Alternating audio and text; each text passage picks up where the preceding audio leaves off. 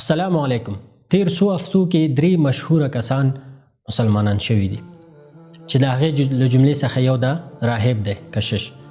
دا هغه کس دی چې کلونه د عیسویت دعوت کې مصروف و. خلک عیسویت ته رابرل، شپه او ورځې کار کو چې خلک عیسویان کړي، کتابونه، مقالې او نور داسې شیان چې تر څو خلک عیسویت ته را دعوت کړي. ولې خپله مسلمان شوی؟ یو شعر دی وایي تاسو زموږ جاهلان اخلئ، موږ ستاسو پوه خلک اخلو. الله سبحانه وتعالی هغه کس ته هدایت کوي چې د هدایت په لټه کې. دا کوم کشش چې د فکر وکړي، ډېر داسې کسان شته چې هغوی ټول دینونه تجربه کړي خو آخر هم راځي اسلام ته.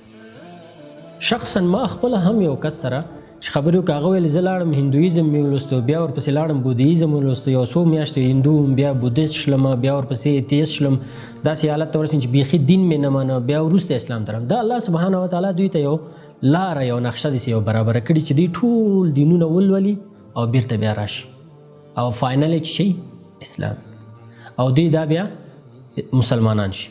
هغه سکون چې کوم دی، هغه آرامش چې کوم دی، هغوی دا بیا اسلام کې احساس کړي.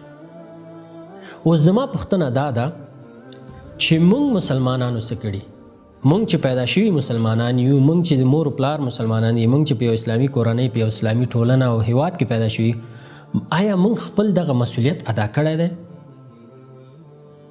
که دغه ځوانان مسلمانېږي او هغوی د اسلام دعوت کوي او موږ خپله د اسلام نه ناخبره یو، دا خپله یو غټه ستونزه ده.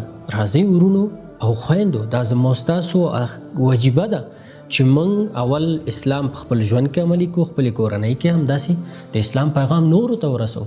که چیرې ستاسو ګاونډ کې یو غیر مسلمان اوسیږي، که چیرې تاسو څنګ کې نور خلک اوسیږي چې مسلمانان نه دي، دا ستاسو مسؤلیت دی چې هغوی ته د اسلام پیغام ورسوئ، او زه مطمئن یم دا کار تاسو کوئ انشاءالله.